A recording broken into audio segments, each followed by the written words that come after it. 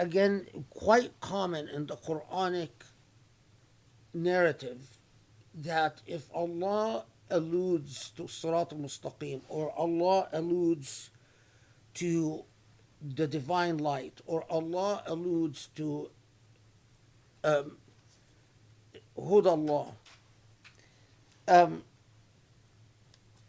God's guidance, that at the same time Allah mentions creation itself as a testament to that light. And it bolsters the idea that the very order of creation and the very fact that this creation follows laws encoded in nature is nature's form of tasbih, nature's form of supplicating and praising Allah. This is why among you know, I remember years ago, Professor Mudarrisi, we were talking about why so many scholars in Islamic history de- uh, develop a love of plants and farming and planting. Another, they they they they nurture plants like they're nurturing children.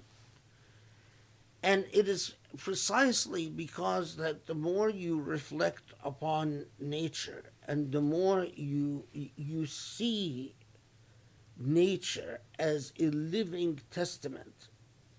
One of the worst things that human beings have done to themselves is that they started looking at nature as a commodity and as a means for commercial gain rather than as living testaments to divinity and the truth of God. And so, because in the same way that Allah teaches us to honor privacy, to honor each other's dignity, core in the Quranic ethical outlook is that you honor creation as a living witness to God. And so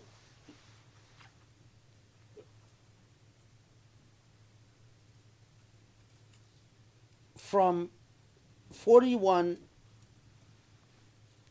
till 45, that it is the but tied to that core idea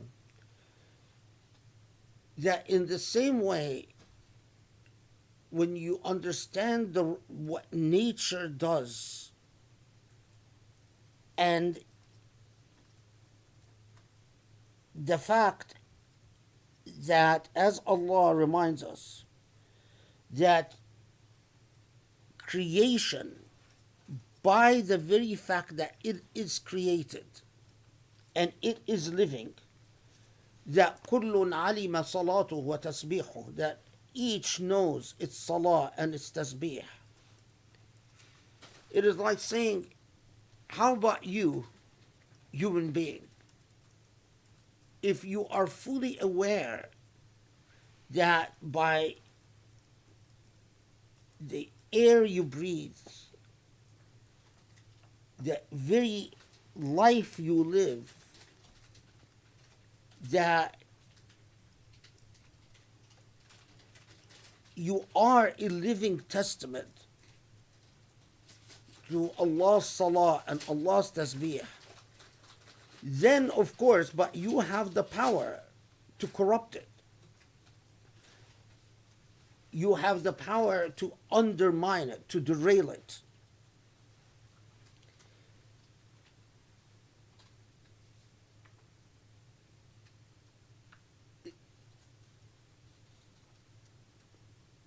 it is impossible, in my view, and I think the view of most the scholars that I've read, for a human being to have a true understanding of Allah's light without having a deep appreciation for Allah's creation.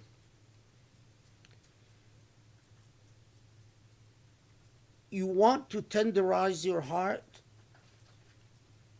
you want to teach yourself what Allah's light, the truth of Allah's light, what it is.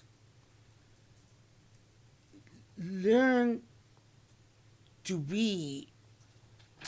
rekindle your connections with Allah's creation.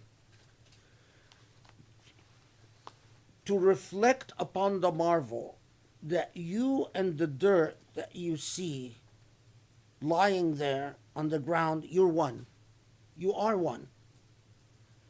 But for the fact that God's light that flows within you has allowed you that power of molecular structure that gives you your form and consciousness that gives you your awareness. But this is actually Sheikh Ghazali Allah Arhamu used to say, he actually wrote this in some of his books, that ponder the soil that you step on and come to understand all the ways that what you share with the soil. The more you see the commonalities, the more your humility will increase and your light will increase. The more you understand the way that you and that soil are one, all the commonalities, the more your light will flow from you, the more the light will be unleashed within you.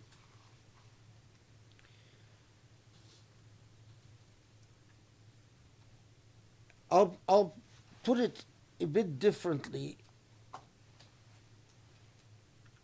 You know, you could look at what some of the most humbling and liberating exercises is to reflect upon a bird. I like to do it with dogs. Reflect upon a dog, for instance. And I reflect upon all the ways that this dog and I are truly, we share so much as witnesses for God, as bearing testimony for God.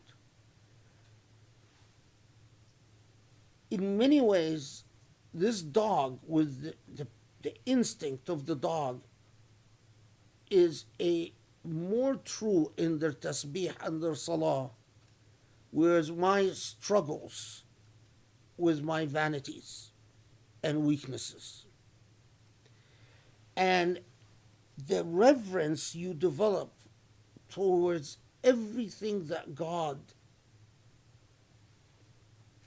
endowed with the right to exist alongside you is one of the most powerful keys to divinity, to understanding divinity. That